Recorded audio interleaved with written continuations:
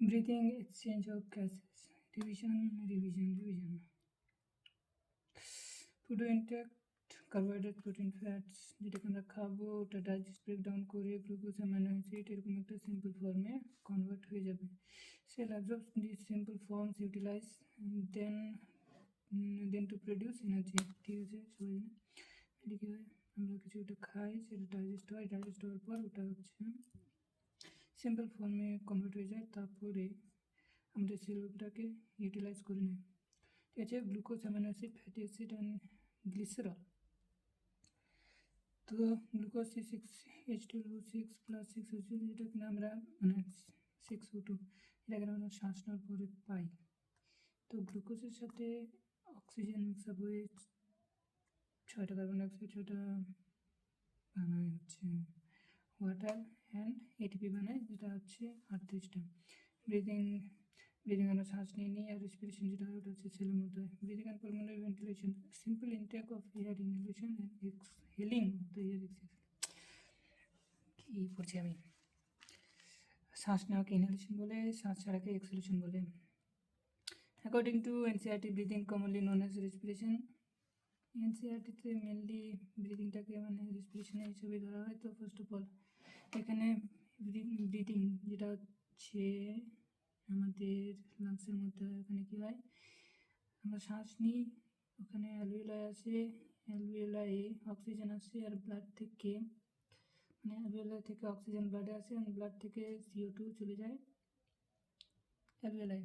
এটা মেনলি কোথায় হয়, লাংসের মধ্যে। তারপরে ব্লাডটা ট্রান্সপোর্ট হতে হতে চলে আসে টিস্যুতে হয় এক্সচেঞ্জ। এখানে একটা এক্সচেঞ্জ হয়, যেটা হচ্ছে অক্সিজেনটা টিস্যুতে যায় এবং CO2টা ব্লাডে চলে আসে। এটা এখানে হলো, এটাকে আমরা বলবো mainly internal respiration, exchange of diffusion of gases between systematic capillaries and tissues. ঠিক আছে, তারপরে সেলুলার রেসপিরেশন হয়, এটা হচ্ছে ইন্টারনাল রেসপিরেশন, মানে যেটা হচ্ছে ব্লাড ভেসেলস আর টিস্যুর মধ্যে হচ্ছে, এটাকে আমরা ইন্টারনাল রেসপিরেশন বলবো। আর সেলের মধ্যে ইউটিলাইজেশন অফ অক্সিজেনকে আমরা বলবো cellular respiration, utilisation of oxygen by cells to produce energy, systematic capillary transport of gas. ঠিক আছে, পালমোনারি ক্যাপিলারিস, এই তো ব্রিদিংটা, শ্বাস নেওয়াটাকে আমরা ব্রিদিং বলবো। এখানে এক্সটার্নাল রেসপিরেশন, এটা হচ্ছে অ্যালভিওলাই থেকে ব্লাড ভেসেলস হচ্ছে পালমোনারি ক্যাপিলারিসের মাঝখানে হচ্ছে, এটাকে বলবো ট্রান্সপোর্ট অফ গ্যাসেস হবে। তারপরে ইন্টারনাল রেসপিরেশন, যেখানে হচ্ছে টিস্যু আর ব্লাড ভেসেলস মাঝখানে এক্সচেঞ্জেস হবে। তারপরে টিস্যু যে মানে গ্যাসগুলোকে ইউটিলাইজ করবে, সেটাকে আমরা সেলুলার রেসপিরেশন বলবো। তারপরে যদি আসি, এখানে respiration involves in the following steps: breathing or pulmonary ventilation, by which atmospheric air is drawn in and CO2 rich alveolar air is released out. Simply যেটাকে আমরা শ্বাস নেব অক্সিজেন এবং শ্বাস ছাড়বো CO2, diffusion of gases O2 and CO2 across the alveolar membrane। তারপরে gases diffusion হবে and then transport of gases by the blood through gases যাবে টিস্যুতে, division of O2 and CO2 between blood and tissues. তারপরে blood আর টিস্যুর মধ্যে diffusion হবে, oxygen যাবে, CO2 বেরোবে। আর একটা এখানে হতো, সেটা হচ্ছে point number 5, utilisation of oxygen to produce energy. ঠিক আছে, respiratory organs will depend on level of organisation and habitat. Respiratory organs কার কীরকম হবে সেটা হচ্ছে ডিপেন্ড করবে কিসের উপর, লেভেল অফ অর্গানাইজেশন, মানে কোন অর্গানাইজেশন কতটা টিস্যু মানে কতটা সেল দিয়ে তৈরি, মানে সেল দিয়ে তো সবাই তৈরি হয়, মানে সেলুলার হয় বা মাল্টিসেলুলার মধ্যে যদি হয়, টিস্যু লেভেলের হবে না অর্গান লেভেলের না অর্গান সিস্টেম লেভেলের, সেটার উপর ডিপেন্ড করবে। তারপরে ডিপেন্ড করবে হ্যাবিটেট, কোথায় থাকে। জলের মধ্যে থাকলে মেনলি গিলস হবে, আর জলের বাইরে যদি থাকে তাহলে মেনলি লাংস হবে। বাট কিছু কিছু প্রাণীদের হচ্ছে স্কিন আর লাংস বা গিলস সবই থাকে, সিম্পল একটা। এখানে দেওয়া আছে level of organisation, cellular level of organization, phylum, porifera, mainly cellular level of organization, sponges. তারপরে টিস্যু লেভেল অর্গানাইজেশন হচ্ছে সিলেক্টেড অ্যান্টিনোফোরা, organ level organisation platyhelminthes, organ সিস্টেমের মধ্যে অ্যাসকেলমেন্থিস। এত পর্যন্ত মেনলি এরা হচ্ছে ডিফিউশন করে গ্যাসেসের অ্যাক্রস দ্য বডি ওয়াল, মানে পরিফেরা সিলেন্টেটা প্ল্যাটিনমেন্থিস অ্যান্ড অ্যাসকেলমেন্থিস, এরা সবাই মেনলি স্কিনের থ্রু ডিফিউশন করে, সিম্পল ডিফিউশন করে। দেন আসলো লেভেল অফ অর্গানাইজেশন হচ্ছে অ্যানিলিডা, আর্থ্রোপোডা, মোলাস্কা, ইকোনোডার্মাটা। একটা ব্যাপার যে অ্যানিলিডা মানে আর্থ্রোমরা মেনলি স্কিনের থ্রুতে হচ্ছে এক্সচেঞ্জ করে, মস্কিউটিকল থাকে। ওদের আর্থ্রোপোডার মধ্যে গিলস, বুকলাংস, ট্র্যাকিয়াল সিস্টেম এসব থাকে। মলাস্কার মধ্যে ফেদার লাইক গিলস থাকে, মানে ওদের গিলস থাকে বা ওদের স্ট্রাকচারটা অনেকটা ফেদার লাইক হয়। অ্যান্ড ইকোনোডার্মাটা টিউব ফিট থাকে। ফাইলাম হেমিকর্ডেটা গিলস, ফাইলাম কর্ডেটা, সাবফাইলাম ভার্টেব্রাটাম, এটা ফিশেসের মধ্যে গিলস থাকে। অ্যাম্ফিবিয়ান মানে ফ্রগের মতন ইয়েতে থাকে হচ্ছে গিলস, স্কিন, লাংস, ব্যাকাল ক্যাভিটি দিয়ে কেউ করতে পারে। রেপ্টিলিয়া, এপস অ্যান্ড ম্যামেলস, এদের থাকে হচ্ছে লাংস, মেনলি লাংস থাকে। সো বেসিক্যালি এতটুকু আমরা জানলাম যে ফাইলাম পরিফেরা থেকে অ্যাসকেলমেন্থিস মেনলি হচ্ছে বডি ওয়ালের থ্রু, অ্যানিলিডা মানে আর্থ্রোমের মস্কিউটিকল থাকে, আর্থ্রোপোডা হচ্ছে গিলস, সেসব মলাস্কাটা ফিদার লেগস নিয়ে থাকে। And echinodermata tube feet on the basis of habitat। on the basis of habitat mainly একটা হচ্ছে জলে থাকবে, একটা হচ্ছে ল্যান্ডে থাকবে। সিম্পল একটা হচ্ছে যারা জলে থাকে mostly Giles, when gills used for respirations, মানে যারা জলে থাকে তারা মেনলি গিলসটাকে ইউজ করে হচ্ছে রেসপিরেশনের জন্য, এক্সচেঞ্জ অফ গ্যাসেসের জন্য। Fish, aquatic animal, arthropods, mollusca, amphibia এদের মধ্যে থাকে। অনল্যান্ড টেরেস্ট্রিয়ালের মধ্যে এরা মেনলি লাংসকে ইউজ করে permanent respiration, amphibia, reptilia, apes, mammals, ঠিক আছে। And trachea and the other fifth divided into first bronchi। Okay, এটা হয়ে গেল। এখান থেকে চলে আসবো একটু নিচে। এটা একটা আলাদা জিনিস, এখানে জাস্ট এতটুকু করলাম যে লেভেল অফ অর্গান মানে রেসপিরেটরি অর্গান কোন হিসেবে হচ্ছে আমরা জাস্ট মানে ক্ল্যারিফাই করবো কোন হিসেবে হচ্ছে ভ্যারি করতে পারে, সেটা বেরোলো লেভেল অফ অর্গানাইজেশন অ্যান্ড হ্যাবিটেটের উপর। তারপর এখানে 0.6 trachea, at the level of fifth thoracic vertebra it divided into first মানে 1 degree pseudostratified ciliated epithelium। তো বেসিক্যালি আমরা যদি দেখি স্ট্রাকচার যদি দেখি দেখাবো আমরা, মানে স্ট্রাকচারে দেখবো কি ট্র্যাকিয়া থেকে ফিফথ থোরাসিক ভার্টেব্রা থেকে ট্র্যাকিয়া। দেখ প্রথমে তো শ্বাস নিই, নাক দিয়ে আসে ব্যাকাল ক্যাভিটি থেকে ট্র্যাকিয়া, মানে ট্র্যাকিয়ার আর ব্যাকাল ক্যাভিটির মাঝখানে অনেক কিছু থাকে, ল্যারিংস থাকে, ফ্যারিংস থাকে, এসব থাকে। তো এখানে যেটা দেওয়া আছে এটা হচ্ছে মেন যে ট্র্যাকিয়াটা যখন হচ্ছে ফিফথ থোরাসিক ভার্টেব্রাতে যায়, দুটা ভাগে ভাগ হয়ে যায়।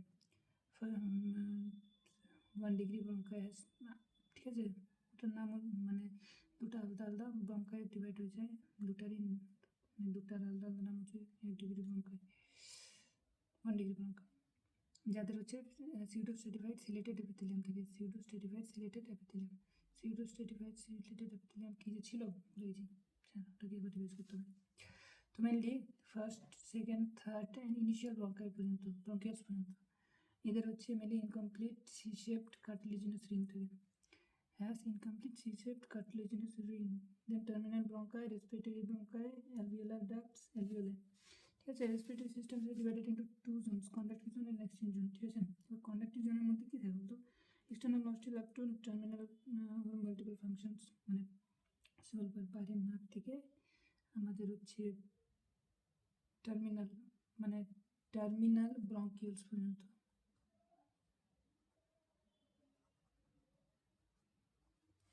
এক্সটার্নাল নস্ট্রিল থেকে টার্মিনাল ব্রঙ্কিউলস পর্যন্ত হচ্ছে কন্ডাক্টিং পার্ট, টার্মিনাল ব্রঙ্কিউলস। তারপরে তো হচ্ছে রেসপিরেটরি অ্যালভিওলার ডাক্ট আর অ্যালভিওলাই চলে আসে, ঠিক আছে।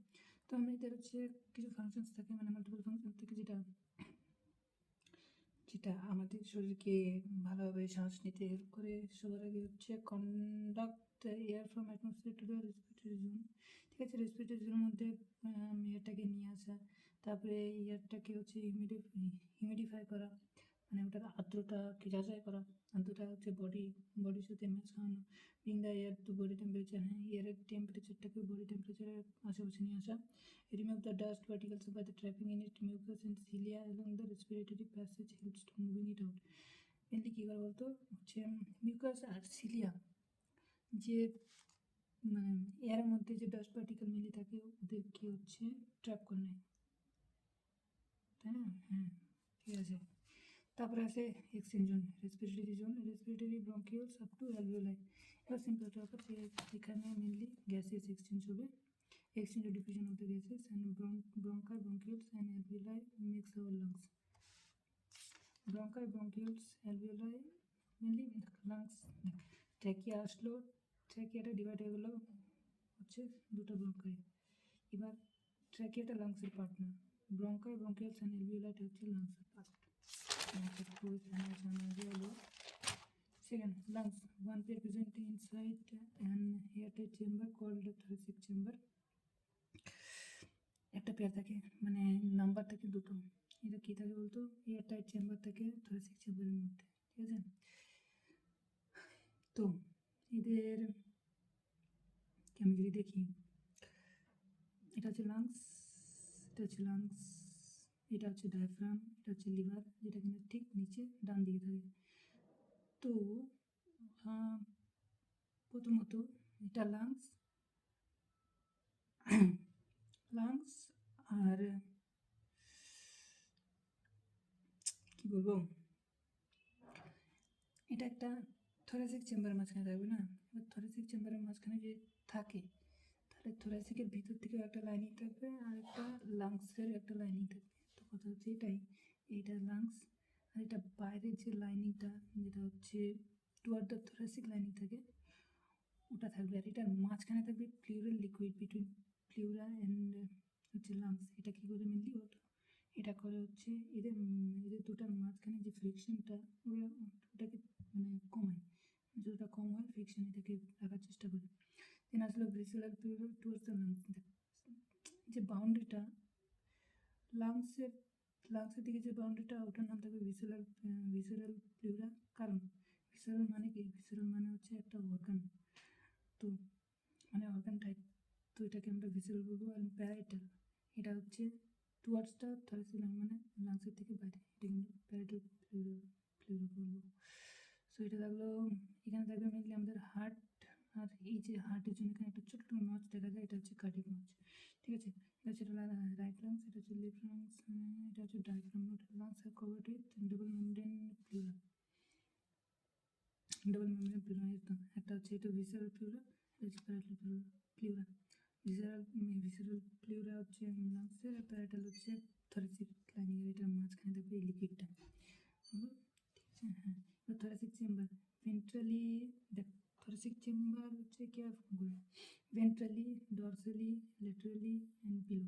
এবার ভেন্ট্রালি মানে সামনের দিক থেকে এটা হচ্ছে স্টার্নাম থাকবে, এটা হচ্ছে আমাদের সামনে রিবকেজ যেটাকে বলবো, রিবকেজের যে রিবস বোনগুলো হয় সামনের দিকে যেখানে অ্যাটাচ থাকে, এটাকে অনেকটা মানে বিশাল বড় হয় না, বাট ঠিক আছে। স্টার্নাম ডরসালি হচ্ছে ভার্টেব্রাল কলাম, মানে পিছনের দিকে যে আমাদের সিধা ভার্টেব্রাল কলাম। ল্যাটারালি রিবস মানে সাইডের দিক থেকে রিবস, তো রিবসের কথা যেটা বললাম, আর নিচ থেকে ডায়াফ্রাম। এবার ইন্টারকোস্টাল, হ্যাঁ এবার হচ্ছে কথা হচ্ছে এটা যে রিবসের মাঝখানে কিছু মাসেলস থাকে, ওটাকে আমরা বলবো ইন্টারকোস্টাল মাসেলস। এবার diaphragm phrenic muscles help in breathing. Diaphragm ঠিক এরকম সি শেপ থাকে, মানে রিল্যাক্স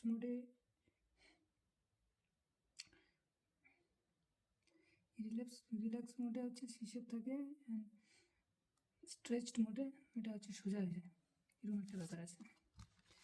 সো পরের দিকে যদি যাওয়া যায়, mechanism of breathing. Okay, presence of lungs in the thoracic chamber cavity is in such a way that any change in volume of thoracic chamber will be indirectly reflected to the pulmonary volume. মানে এটাই যে thoracic chamber বা thoracic cavity যেটা আছে ওটার মধ্যে ওটার ভলিউমে কোনো চেঞ্জ যদি চলে আসে তাহলে ওটা ডাইরেক্টলি ইফেক্ট করবে লাংসের ভলিউমে ওটা ইফেক্ট করবে। সাচ আর arrangement essential for the breathing as we can't alter pulmonary volume directly. এরকম একটা অ্যারেঞ্জমেন্ট ব্রিদিংয়ের জন্য খুব ইম্পর্টেন্ট, কারণ আমরা পালমোনারি ভলিউমটাকে মানে আমাদের থোরাসিক চেম্বার বা থোরাসিক ক্যাভিটি ওটাকে আমরা নিজে থেকে অল্টার করতে পারি না। এটাই। সো মাসেলস ইনভলভ থাকবে, ডায়াফ্রাম থাকবে, এটার মধ্যে মাসেলস ইনভলভ হচ্ছে। এটা হচ্ছে ডায়াফ্রাম থাকবে, যেটা হচ্ছে সি শেপ রিল্যাক্স মোডে, স্ট্রেচ হলে ওটা সোজা হয়ে যায়। তারপরে ইন্টারকোস্টাল মাসেল থাকবে, এটা হচ্ছে external intercostal muscle, internal abdominal muscles, মানে পেটের কিছু একটা মাসেলস থাকবে, মানে রোল থাকবে। বেসিক মিসাল এর moves out in the region high partial pressure to low pressure. Simple, এটা কেমিস্ট্রির রুলস যে এয়ার সবসময় হাই পার্শিয়াল প্রেশার থেকে লো পার্শিয়াল প্রেশারে ট্রাভেল করবে, সেটা যেভাবে হোক। So high to low breathing is done by the creating pressure gradient between lungs and atmosphere.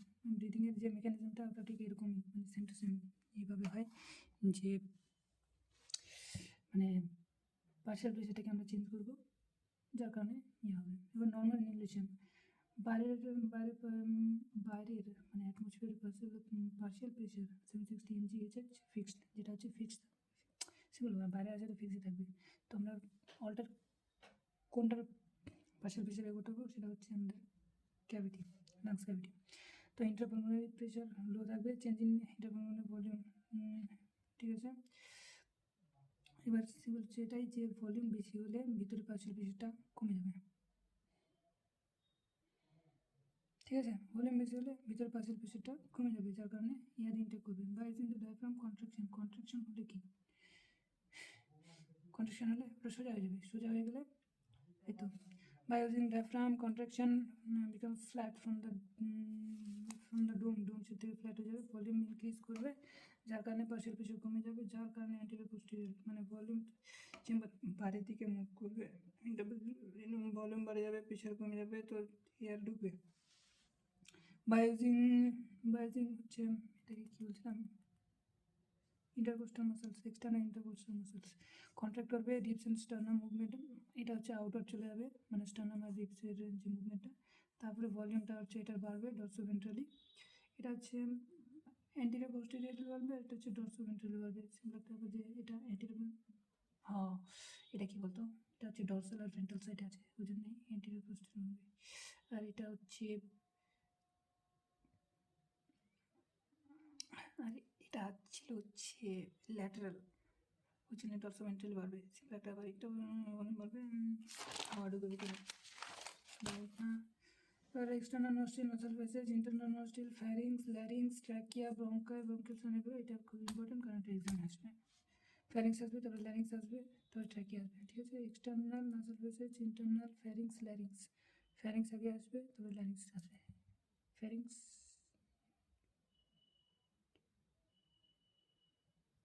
ঠিক আছে। নাসোফ্যারিংস নাসাল প্যাসেজ के पीछे ओनली एयर, নাসাল ক্যাভিটির পিছনে শুধুমাত্র এয়ারের জন্য নাসোফ্যারিংস। ওরোফ্যারিংসটা হচ্ছে মুখের পিছনে, যেখানে হচ্ছে মেনলি এয়ার আর ফুড দুটো থাকে। ল্যারিঞ্জোফ্যারিংসটা হচ্ছে ভয়েস বক্সের উপরে অনেকটা। নর্মাল ইনহেলেশনস সিম্পল একটা ব্যাপার, বাড়িটা 760 mmHg থাকবে, লাংসেরটা হাই থাকবে, যার কারণে এটা পরিমাণে ভলিউম কমে যাবে, প্রেশার বাড়বে, হাওয়া বাড়ে যাবে। আবার ভলিউম ধরে যদি চেম্বার, ঠিক আছে, ডায়াফ্রাম আসলো, রিল্যাক্স হয়ে গেলো, ডোমসে পড়ে গেলো, তারপরে ভলিউমটা কমলো পোস্টেরিয়রলি, ঠিক আছে। পরিমাণে প্রেশার বাড়লো, তো এয়ার আউট হয়ে গেলো। সিম্পল আবার রিল্যাক্স, এটা যদি রিল্যাক্স হয়ে যায় এটাও ডাউনওয়ার্ড চলে আসবে, ডোসমেন্টালি কমবে, ইন্টারনাল তাহলে এটাও ভলিউমটা কমাই দেবে, প্রেশার বাড়িয়ে দেবে, বাইরে করে দেবে। Normal inhalation active process, exhalation passive process, মানে শ্বাস নেওয়াটা আমাদের জন্য অ্যাক্টিভ প্রসেস আর ছাড়াটা হচ্ছে প্যাসিভ প্রসেস। সিম্পল, কারণ শ্বাস নেওয়ার জন্য আমাদের হচ্ছে মাসেলসগুলোকে কন্ট্রাক্ট করতে হচ্ছে, বাট শ্বাস ছাড়ার জন্য মাসেলসগুলোকে কন্ট্রাক্ট করতে হচ্ছে না। So one can increase the strength of the breathing and do forcefully breathing by using additional sets of muscles হ্যাঁ এবার কেউ যদি মানে কি বলে এটাকে ফোর্সফুলি ব্রিদিং করতে চাই তাহলে অ্যাবডোমিনাল মাসল বা ইন্টারনাল ইন্টারকোস্টাল মাসলসের দ্বারাই হতে পারে। এটাকে আমরা ফোর্সফুলি এক্সেলেশন বলবো মানে মানে অ্যাবডোমিনালের মানে পেটের নিচে যে মাসলসগুলো থাকে ওগুলো হেল্প করবে শ্বাসটাকে পার করতে। ফোর্সফুল এক্সেলেশন এটা হচ্ছে 760, ঠিক আছে। অ্যাবডোমিনাল মাসলসটা কন্ট্রোল করবে, ভলিউমটা ইনক্রিজ করবে মানে ভলিউমটা ডিক্রিজ করবে, খুবই ডিক্রিজ করবে, যার কারণে এয়ার আউট হবে, ঠিক আছে। দেখ এই ফোর্সফুলের জন্য ইন্টারনাল ইন্টারকোস্টাল মাসলস আর নর্মালের জন্য এক্সটার্নাল ইন্টারকোস্টাল মাসলস। তো অ্যাজ ইউজুয়াল সব জিনিস এরকম করে পেয়ে যাবে।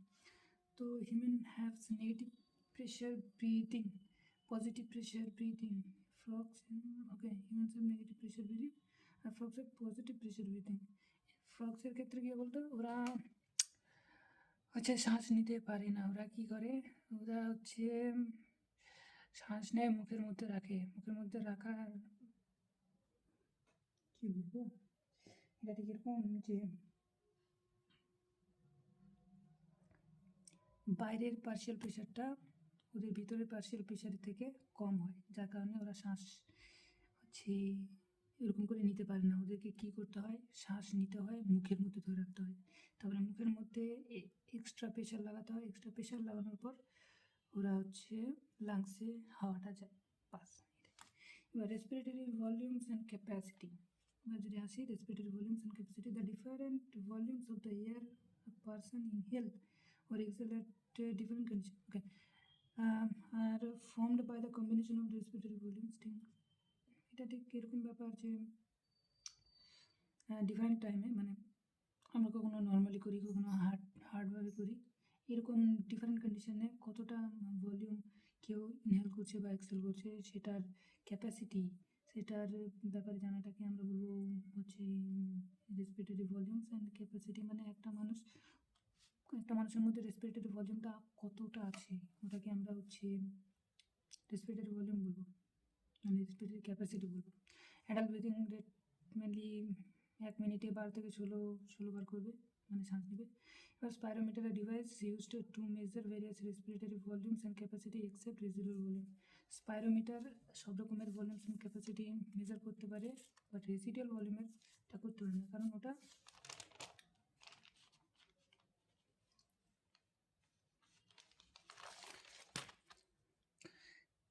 রেসিডুয়াল ভলিউমটাকে আমরা শ্বাস নেওয়া বা ছাড়ার জন্য ইউজ করি না, ওই জন্যে ওটাকে আমরা ইউজ করতে পারি না। সিম্পল ব্যাপার। এবার আসি টাইডাল ভলিউমে, the volume of air a person normally inhale or exhale. Normally আমরা ইনহেল বা এক্সেল করি, ওটাকে আমরা হচ্ছে টাইডাল ভলিউম বলবো, যেটা কিনা 500 মিলিলিটার হয় একবারে, যতটুকু মানে নর্মালি শ্বাস নিতে পারি ওটা হচ্ছে 500 মিলিলিটার। এবার 1 মিনিটে, তার মানে এটা 6000 থেকে 8800 মিলিলিটার পার মিনিট হচ্ছে ইন্সপিরেটরি রিসার্চ ভলিউমস, মানে the additional volumes of air person after normal ইনহেলেশনের পর ও কতটা হচ্ছে forcefully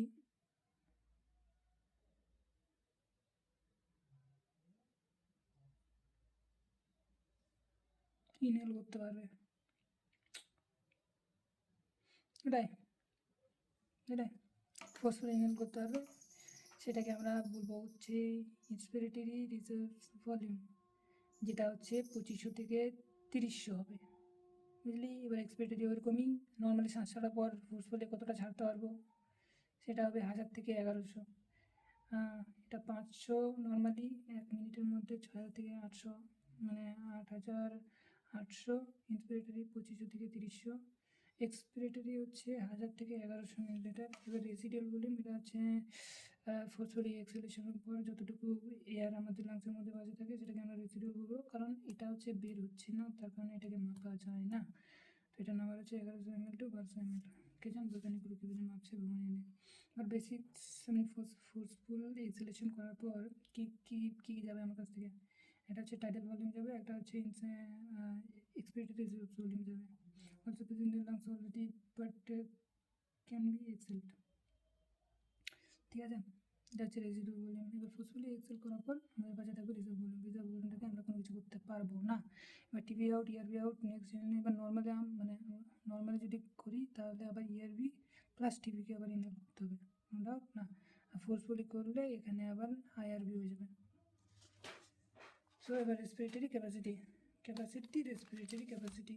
so respiratory capacity, total volume of a person can inhale after normal exhalation। এবার নর্মাল এক্সহেলেশনের পর মানে মানুষ কতটা ইনহেল করতে পারবে এটাকে বলবো মানে সিম্পল একটা শ্বাস ছাড়লাম, ছাড়ার পর একটা নর্মাল নিব, তার মানে টিডি নিব একটা, তারপরে এটা ফোর্সফুলি যদি নিয়ে নিই তাহলে আইআরবি, তাহলে টিভি প্লাস আইআরবি, ডাউট না। এক্সপিরেটরি ক্যাপাসিটি, এবার নর্মাল শ্বাস নেওয়ার পর কতটা ছাড়তে পারবো, সো টিভি আর ইআরবি, ডাউট না। এবার functional residual capacity, the amount of air present in the lungs after normal exhalation. Normal এক্সহেলেশনের পর আমাদের মানে লাংসের মধ্যে কতটা এয়ার বাঁচে থাকে সেটাকে আমরা বলবো হচ্ছে ফাংশনাল রেজিডুয়াল ক্যাপাসিটি। নর্মাল ছাড়ার পর কি থাকবে, ফোর্সফুলির এটা থাকবে, আর একটা হচ্ছে রেজিডুয়াল ভলিউম থাকবে, সো ইআরবি আর আরবি। ঠিক আছে, এবার vital capacity, total volume inhalation,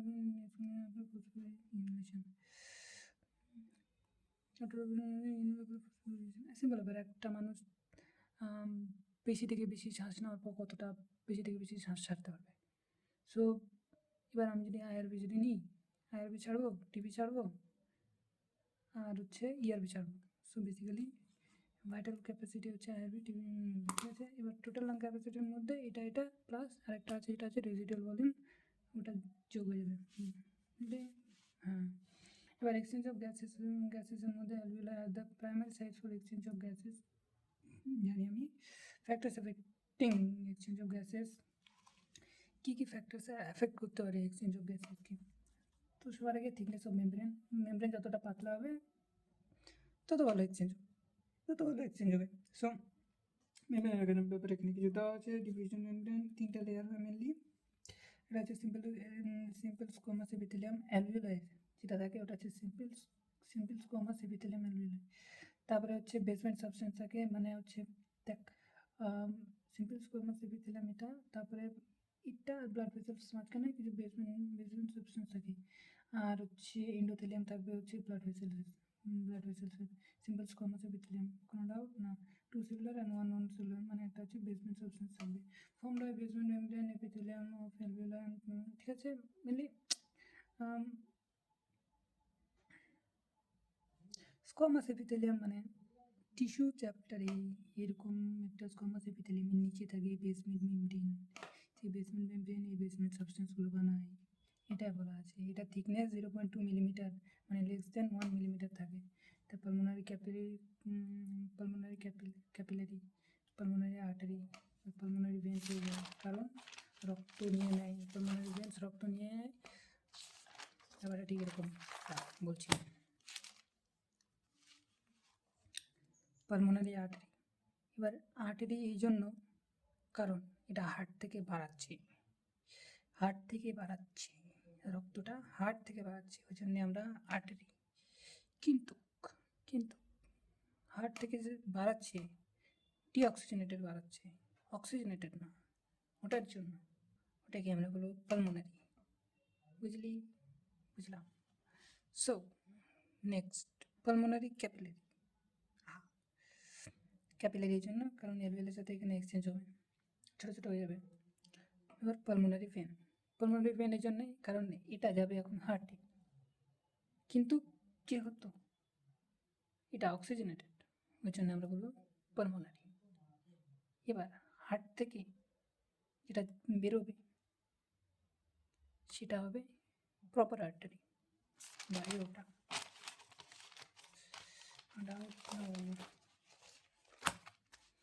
Partial pressure here always moves from a region of high partial pressure to the low partial pressure, ঠিক আছে। এতো solubility means সেকেন্ড যে পয়েন্টটা, যেটা ডিসাইড করবে সেটা হচ্ছে পার্শিয়াল প্রেশার সবসময় হাই থেকে লোতে যাবে। এবার solubility means first division CO2 solubility means first division মানে ওটা সলিবিলিটি বেশি ডিপেন্ড করতে হবে সিম্পল একটা কারণ দেখ তা ঠিক এরকম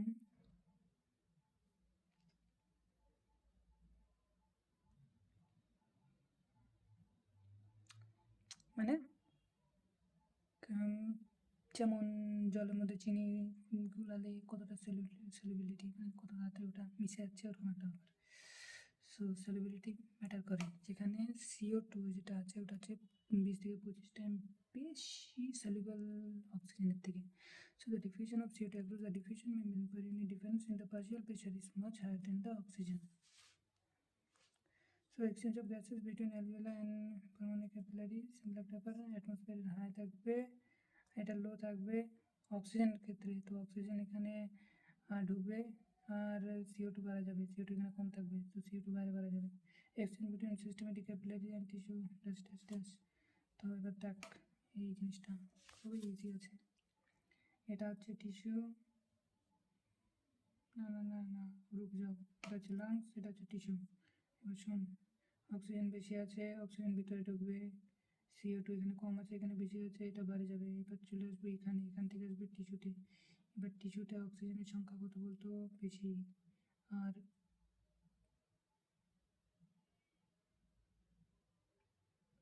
95 তাই বল, অক্সিজেনের সংখ্যা বেশি, তো এটা অক্সিজেনটা বাড়াবে আর CO2টা ঢুকবে, এটা চলে যাবে এরকম করে, আবার এখানেই রাইট এট্রিয়াম এরকম করে এদিকে দেখ। এবার নাম দেখ পালমোনারি ভেন, কারণ এটা লেফট এট্রিয়ামে হচ্ছে। লেফট এট্রিয়াম লেফট ভেন্ট্রিকল থেকে যখন বাড়াবে ওটা হচ্ছে সিস্টেমেটিক আর্টারি হবে, সিস্টেমেটিক আর্টারি বাড়ে ইউটা, না ইউটাটা আর্টারি, সিস্টেমেটিক আর্টারি, তারপরে এখান থেকে সিস্টেমেটিক ভেন বাড়বে, এখানে ঢুকবে, এখান থেকে আবার বাড়বে পালমোনারি ভেন্স। এবার রেসপিরেটরি গ্যাসিয়াস, এটা ওটা এখানে হাঁটে যাবি। কোথায় কী হয়, অ্যাটমসফিয়ারের মধ্যে এত থাকে CO2 0.30 থাকে, অ্যালভিওলার মধ্যে 104 থাকে আর 40 থাকে, ব্লাডের মধ্যে 9, ডিঅক্সিজেনেটেড ব্লাডের মধ্যে 40 হয়ে যায়, অক্সিজেনের মধ্যে অক্সিজেন হচ্ছে 90 হয়ে যায়, টিস্যুর মধ্যে 40। সো এটা এদিকে যাবে, এটা হচ্ছে টিস্যুর মধ্যে বেশি থাকার কথা, সিম্পল ব্যাপার। সো এটা এদিকে যাবে, এবার ডিঅক্সিজেনেটেড ব্লাডের মধ্যে এটা 45 হয়ে যাবে, 45 হয়ে এবার অ্যালভিওলায় 40 যেহেতু, তাহলে এটা এক্সচেঞ্জ হতে হতে বাড়ায় চলে আসবে। এবার দেখ transport of gases, transport of oxygen through the blood dissolves in plasma, plasma মধ্যে 3% dissolve করে and bound with HB মানে হিমোগ্লোবিনের সাথে 97%, transport of oxygen through blood, ঠিক আছে। blood plasma formed as element blood cells RBC WBC platelets, এটা আমি দেখে নিচ্ছি সিম্পল একটা ব্যাপার। হিমোগ্লোবিনের মধ্যে 4টা হিম 4টা গ্লোবিন থাকে, এবার 4টা হিমের মধ্যে হচ্ছে Fe2+ থাকে, ঠিক আছে 4টা গ্লোবিন থেকে চেন, ঠিক আছে। এবার অক্সিজেন হিমের সাথে বাইন্ড করে, মানে একটা আরবিসিতে মানে একটা হিমোগ্লোবিনে 4টা অক্সিজেন বাইন্ড করতে পারে, একটা হিমোগ্লোবিন, ঠিক আছে না সিম্পল ব্যাপার। তো এবার এখানে হয়টা কি বলতো যে অ্যালভিওলাই, এবার টিস্যু মানে টিস্যু না, এটা হচ্ছে ব্লাড ভেসেলস। এবার দেখ অ্যালভিওলাই যখন আসবে অক্সিজেনটা প্লাজমাতে মিলে যাবে, তারপরে এখানে হচ্ছে HB মিলে HbO2 বানাবে, অক্সিহিমোগ্লোবিন এটা হচ্ছে একটা আনস্টেবল, ঠিক আছে অক্সিহিমোগ্লোবিন। দেখ কী হয় সাম ইম্পর্টেন্স পয়েন্টস। এবার দেখ 100 মিলিগ্রাম ব্লাডে 15 মিলিগ্রাম হচ্ছে হিমোগ্লোবিন থাকে, 100 মিলিগ্রাম ব্লাডে 15 গ্রাম মানে 100 মিলিলিটার ব্লাডে 15 গ্রাম হিমোগ্লোবিন থাকে। এবার 1 gram haemoglobin can easily carry 1.3 millilitre of oxygen and 100 millilitre oxygen ব্লাডে 15-20 মিলিলিটার অক্সিজেন, নো ডাউট না। At normal physical condition temperature এত every oxygenated blood transport and deliver 5 ml of oxygen to tissue, no graph না, এবার oxygen dissociation graph is plotted between percentage saturations of haemoglobin with oxygen against PO2 and sigmoid curve is এটা হচ্ছে sigmoid curve। ও ঠিক আছে, মানে কি, মানে এটা 8% স্যাচুরেশনে এরকম ডাইরেক্ট স্যাচুরেট হয় না, প্রথমে একটু বেশি হাই চলে যায়, পরের দিকে 100% হওয়ার জন্য অনেক কষ্ট করতে লাগে এদেরকে। অ্যালভিওলাই HbO2 ঠিক আছে, অ্যালভিওলাই 100% স্যাচুরেশন ঠিক আছে, 20 ml অফ অক্সিজেন, এটা কি যাই হোক যেটা লেখা থাকুক, 15 মিলিলিটার অক্সিজেন, 15 মিলিলিটার, মানে দেখ সিম্পলটা আবার যে 100% মিলিলিটারে 20 মিলিলিটার হচ্ছে অক্সিজেন হচ্ছে ডিসলভ হয়, তার মধ্যে 5 মিলিলিটার টিস্যু পায়, বাট 15 মিলিলিটারটা হচ্ছে আনইউজ থাকে, যায় রিজার্ভ করে রাখে। The lungs means লাংসের মধ্যে 100% স্যাচুরেশন মানে এটাই যে 100 মিলিলিটার অক্সিজেন ব্লাডের মধ্যে 20 মিলিলিটার অক্সিজেন থাকবে। At normal physiological conditions 5 milliliter oxygen out of this 20 milliliter is delivered to the tissue, মানে 25% মেনলি টিস্যুকে ডেলিভার করা হয়, অ্যান্ড লেফট থাকে যায়, বাট 20 মিলিলিটার অক্সিজেন ঠিক আছে। PO2 এবার P50 ভ্যালু মানে হচ্ছে এটা যে হিমোগ্লোবিন 50% স্যাচুরেটেড, মানে কোন পার্শিয়াল প্রেশারে 50% স্যাচুরেটেড হচ্ছে। The binding of oxygen with hemoglobin primarily dependent on the partial oxygen, but other factors can affect this binding, PCO2 ঠিক আছে। দেখ লেফট শিফট করবে মানে স্যাচুরেশন বেশি হবে, রাইট শিফট করবে মানে স্যাচুরেশন কম হবে অক্সিজেনের ক্ষেত্রে।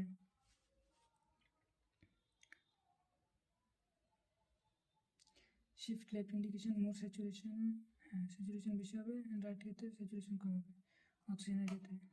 অক্সিজেন হিমোগ্লোবিন ঠিক আছে, অ্যাসোসিয়েশন বেশি হবে, স্যাচুরেশন অ্যাসোসিয়েশন বেশি হবে, এটা অ্যালভিওলার সাইড, তো মেনলি এটা হচ্ছে অ্যালভিওলার। শিফট লেফটটা মেনলি অ্যালভিওলারের মধ্যে দেখা যায়, শিফট রাইট মানে কি Bohr's effect indicates less saturation oxygen, ঠিক আছে। এখানে অক্সিজেন কম থাকবে, CO2 বেশি থাকবে, H+ আয়ন বেশি থাকবে, যার কারণে অ্যাসিডিক হবে, pH লো হবে, pH লো মানে অ্যাসিডিক হবে, টেম্পারেচার বেশি থাকবে। In the fever shift to right, more O2 required by the cells, more CO2 produce, না ফিটালের মধ্যে মেনলি শিফট টু লেফটই থাকবে, এটা হচ্ছে নর্মাল থাকবে। এবার এখানে কয়েকটা জিনিস এটা খুব ইম্পর্টেন্ট, এটা হচ্ছে transport of CO2 3 ways. Transport of CO2 mainly 3 ভাবে হয়, কতভাবে হয় বলতো, 3 ভাবে। ট্রান্সপোর্ট অফ CO2 মেনলি 3 ভাবে হয়, প্রথমে প্লাজমাতে 7% বাউন্ড উইথ Hb, হিমোগ্লোবিনের সাথে নিয়ারলি 20-25%, আর হচ্ছে অ্যাজ বাইকার্বনেট যায় 70%, carb amino haemoglobin CO2 binding. এবার দেখ কীভাবে কী হয়,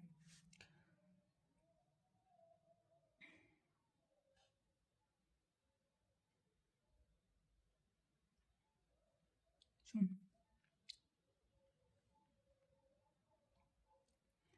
এখানে যেটা দেওয়া আছে এটা কার্বন এটা চলে আসবে, এবার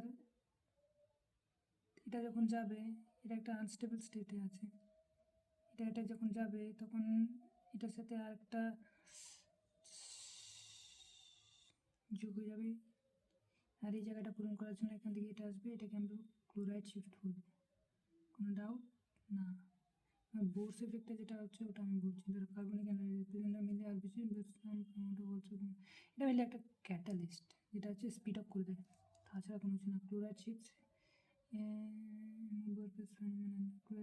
plasma balance the amount of the movement, মানে balance movement of the dash।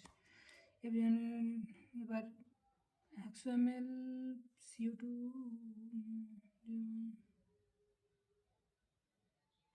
typing mistake, সেটগুলো derivatives 4 minutes to the alveoli। এবার দেখ সিম্পল একটা ব্যাপার, CO2 তিনভাবে যায়, একটা হচ্ছে সিম্পলি ডিজলভ হয় প্লাজমাতে,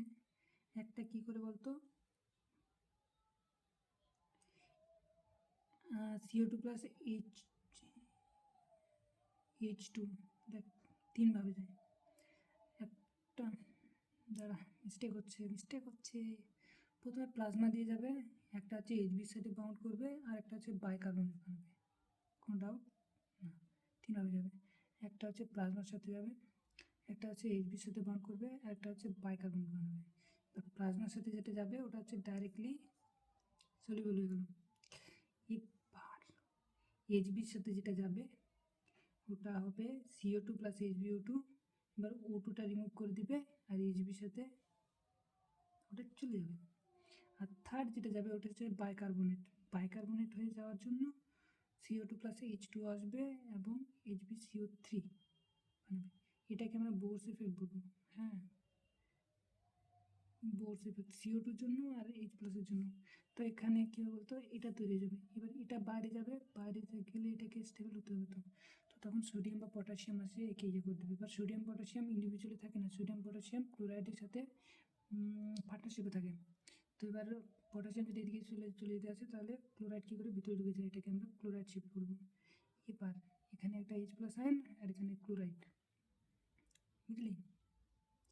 এবার মাঝে মাঝে এই H+ আয়নটাও কী করে বলতো, অক্সিজেন ডিসোসিয়েশনে হেল্প করে। H+ আয়নটা মাঝে মাঝে কেন করে জেনারেলি করে।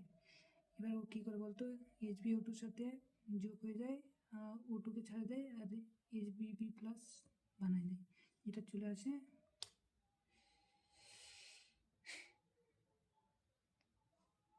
এটা মেনলি ইয়াতে হয়,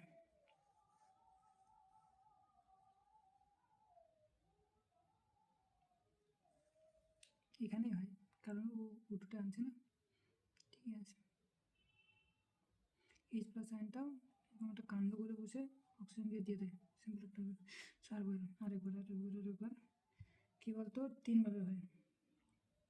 টিস্যুতে CO2 বেশি আছে, ব্লাডের মধ্যে CO2 কম, তো কী করবে, টিস্যু থেকে ডিফিউশনের থ্রু ব্লাডে যাবে, প্লাজমাতে 7%। দ্বিতীয় প্রসেস থাকবে হচ্ছে হিমোগ্লোবিনের সাথে। তো কী হবে বলতো, CO2 plus HbO2 is equal to HbCO2 plus O2। এবার O2 যাবে টিস্যুতে, দেন বাইকার্বনেট হয়ে যাবে, বাইকার্বনেটে কী বানাবে, H+ প্লাস বাইকার্বনেট, আর বাইকার্বনেট চলে যাবে হচ্ছে প্লাজমাতে বা এমনি। তো ওকে ইয়ে করতে হবে, স্টেবল হতে হবে, যার কারণে বাইরে থেকে পটাশিয়াম বা সোডিয়াম আসবে, ওর সাথে পার্টনারশিপ করবে। আর সোডিয়াম পটাশিয়াম মানে সোডিয়াম আর ক্যালসিয়াম, সোডিয়াম আর পটাশিয়াম পার্টনারশিপ থাকবে ক্লোরাইডের সাথে, তো ক্লোরাইড ভিতরে ঢুকে যাবে H+ আয়নের সাথে বানাবে। এবার H+ আয়ন মাঝে মাঝে না, H+ আয়ন কী করে বলতো, H+ আয়ন হচ্ছে ব্যালেন্সের জন্য মিলিয়ে এটা এই জিনিসটা। এবার H+ আয়ন কী করে, HbO2-র সাথে O2-কে ভাগায় দেয়, Hb+-এর সাথে পার্টনারশিপ করে আর O2-কে পাঠায় দেয়, বাস এটাই। এবার বোরস ইফেক্টটা এটাই যে dissociation of the HbO2 due to CO2 and H+ ion. Carbon dioxide আর H+ আয়নের জন্য যে ডিসোসিয়েশনটা হয় সেটাকে আমরা বলবো কি, Bohr's effect. Okay, doubt? Regulation of respiration, এটা nervous regulation by the respiratory rhythm centre. Respiratory rhythm centre যেটা হচ্ছে মেডুলা হাইম্বিনে থাকে, কন্ট্রোল নর্মাল, মানে মেনলি এই কন্ট্রোল করে, বাকিটা সবাই সিগন্যাল মারে। Control normal forceful breathing, maintains rhythm and breathing, ঠিক আছে। বাই নিউমোটক্সিক সেন্টার, এই পন্সে থাকে, এই মেডুলা থেকে পন্সে থাকে, can moderate the function of the RRC by signalling, ঠিক আছে। Also known as switching off centre, ঠিক আছে। Signal from the pneumotaxic can reduce the duration of inhalation. হচ্ছে কী করে বলতো, ইনহেলেশনের ডিউরেশনটা কম করে দেয়, যার কারণে ব্রিদিংটা আমাদের ফাস্ট হয়, বুঝলি? বুঝলাম। এখানে পন্স থাকে, পন্সের মধ্যে আসে সিগন্যাল, তারপরে মেডুলাতে যায়, তারপরে নিউরনসগুলো কাজ করে, বুঝলি? এরকমই কেমিক্যাল রেগুলেশনস, কেমো মানে এটা হলো নার্ভাস। এটা হচ্ছে chemical regulations by central chemoreceptors and by the peripheral chemoreceptor. Chemoreceptors chemical sensitive towards the change in concentration, ঠিক আছে, মানে কেমিক্যাল চেঞ্জেস, ব্লাডের মধ্যে কেমিক্যাল চেঞ্জেস, মানে CO2 যদি বেড়ে যায়, H+, যদি বেড়ে যায়, pH যদি বেড়ে যায়, তাহলে ওরা বুঝতে পারা যাবে। যখন বুঝতে পারবে তখন ও সিগন্যাল পাঠাবে উপরের দিকে। সো উপরের দিকে সিগন্যাল পাঠালে যেটা হচ্ছে RSCতে আসবে, RSC সেই হিসাবে কাজ করতে পারে। তো সেন্ট্রাল কেমোরিসেপ্টরকে যদি আমি দেখি তাহলে লোকেশন মেডুলাতে থাকবে, মেডুলা ঠিক নিচে থাকবে। কেমোরিসেপ্টর এখানে অ্যাডজেসেন্ট টু মেডুলা এরকম একটা হবে। Central concentration of CO2 or H+N is এত। সেরেব্রোস্পাইনাল ফ্লুইড এটা মেনলি হচ্ছে ব্লাডের সাথে কানেক্টেড থাকে না, সেরেব্রোস্পাইনাল ফ্লুইডের সাথে কানেক্টেড থাকে, মানে সেরেব্রোস্পাইনাল CSF এর মধ্যে CO2 বা H+N ভ্যারি হলে ও হচ্ছে বুঝলে ওটাকে আরও বলে। এটা খুব ইম্পর্টেন্ট একটা পয়েন্ট যে সেন্ট্রাল কেমোরিসেপ্টরস CSF এর মধ্যে কার্বন ডাইঅক্সাইড বা H+N ভ্যারিয়েশনটাকে লক্ষ্য করে ব্লাডের মধ্যে না। In this institute can causes central signal to RSC থেকে the role of oxygen in regulation of respiration is quite এটার মধ্যে এই যে রেগুলেশনস অফ রেসপিরেশনের মধ্যে অক্সিজেনের রোল কোনো কিছুই নেই, এটা শুধু টাইম পাস মানে ওর কোনো কিছু নেই, ওই হয় বোকাচোদাই হয়। সো পেরিফেরাল কেমোরিসেপ্টর, এবার দেখ এটা হচ্ছে সেন্ট্রাল কেমোরিসেপ্টর, যেটা হচ্ছে সিএসএফের মধ্যে ভেরিয়েশন এটাকে ইয়ে করলো ব্লাডের মধ্যেও দরকার। এটা হচ্ছে এওটিক বডিজ আর হচ্ছে সেন্ট্রাল ক্যারোটিড বডিজ। এবার এওটিক বডিজ মেনলি হচ্ছে এওটার হচ্ছে আশেপাশে লাগানো থাকে, যে কিনা মেনলি CO2 আর H+N কনসেন্ট্রেশনকে রিসেপ্ট মানে বুঝে বাড়ছে না কমছে, তারপরে সিগন্যাল পাঠায় RSCতে।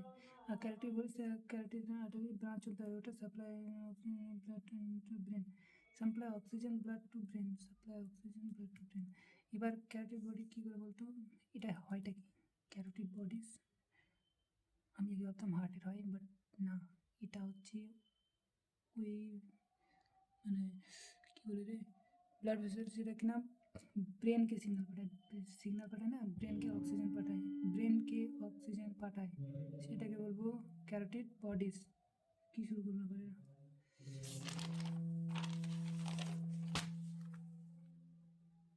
এটা তো আজকেই বললাম।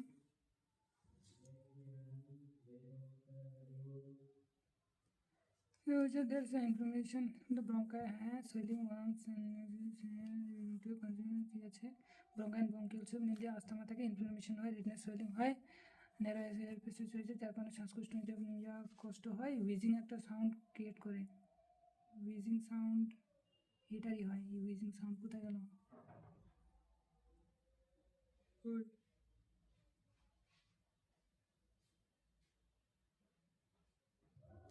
এই তো উইজিং সাউন্ড, আমি চোখের সামনে দেখতে পাচ্ছি না, উইজিং সাউন্ড ক্রিয়েট করে। এম্পাইসেনা ফুল অফ এয়ার, এই মেনলি কী হয় বলতো, এটা হচ্ছে অ্যালার্জিক, এটা হচ্ছে ক্রনিক। এর মেনলি হচ্ছে বেশি সিগারেট খেলে যা হয়, এটা মানে ইলাস্টিসিটি নষ্ট হয়ে যায়, ইলাস্টিন প্রোটিনের ইলাস্টিন ফাইবারের ড্যামেজ হয়ে যায়, যার কারণে সার্ভিস এরিয়া রিডিউস হয়ে যায়, যার কারণে ডিফিউশন মানে কম পরিমাণে হয়, যার কারণে ওদের লাংসটা ভর্তি থাকে যায়। এবার অকুপেশনালের মধ্যে এই তো যে কোনো কনস্ট্রাকশন সাইটে যারা কাজ করে তাদের মেনলি এই কনস্ট্রাকশন মানে হয়, কারণ এরা এক্সেসিভ অ্যামাউন্টে ডাস্ট বা যে লাংসকে ড্যামেজ করে ওরকম ইনহেল করতে থাকে মাঝে মানে বেশিরভাগ টাইমে, যার কারণে ওদের ফিব্রোসিস মানে আপার পার্টস অফ দ্য লাংসের মধ্যে কিছু একটা খারাপই দেখা যেতে পারে, সিরিয়াস লাংস ড্যামেজ হয়। শুটওয়ার প্রোটেক্টিভ ওদেরকে মেনলি মাস্ক ইউজ করা উচিত। ওয়ার্ডটি মানে অকুপেশনাল এটাকে হচ্ছে নিউমোকোনিয়াসিস মানে বলা হয়। সিলিকনের জন্য কোনো ড্যামেজ হলে সিলিকোসিস, আর অ্যাসবেস্টোসের জন্য অ্যাসবেস্টোসিস। এবার হচ্ছে CO2 পয়জনিং, এগুলো বললাম। হ্যাঁ, CO2 পয়জনিংয়ের কী আছে মেনলি কী বলতো, মানে কার্বন মনোক্সাইড অ্যাফিনিটি বেশি টু হিমোগ্লোবিন, তো বেসিক্যালি গোনাটার মধ্যে যদি আমি যদি কার্বন মনোক্সাইড একটা ভালো পরিমাণে যদি থাকে, তাহলে ওটা কী করে বলতো অক্সিজেনটাকে হঠাৎ নিজে বাইন্ড হয়ে যায়, যার কারণে অক্সিজেন আমাদের টিস্যু পায় না, যার কারণে আমাদের মৃত্যু হতে পারে। বাস এতটুকুই। আর থাকলো hypoxia, less oxygen to tissue, sickness, high altitude, PaO2 low থাকে, enough O2 diffuse the blood, completion মানে অল্টিটিউডনেস মানে হুট করে আমরা কোনো উঁচু যেতে গেলেই সেখানে হচ্ছে অক্সিজেনের টেন্ডেন্সিটা অনেক কম থাকে, ওরা অনেকটা পাতলা থাকে। তো ওই জায়গায় কী করে বলতো, ওই জায়গায় হচ্ছে আমাদের শরীর হিমোগ্লোবিন বেশি পরিমাণে প্রডিউস করে, যার কারণে আমাদের লাল লাল দেখা যায়, গালটা লাল হয়ে যায়। বাস এটাই, এটা হচ্ছে সেটুকু whatever oxygen is available can be utilise maximally to bind to H, বাস এতটুকুই।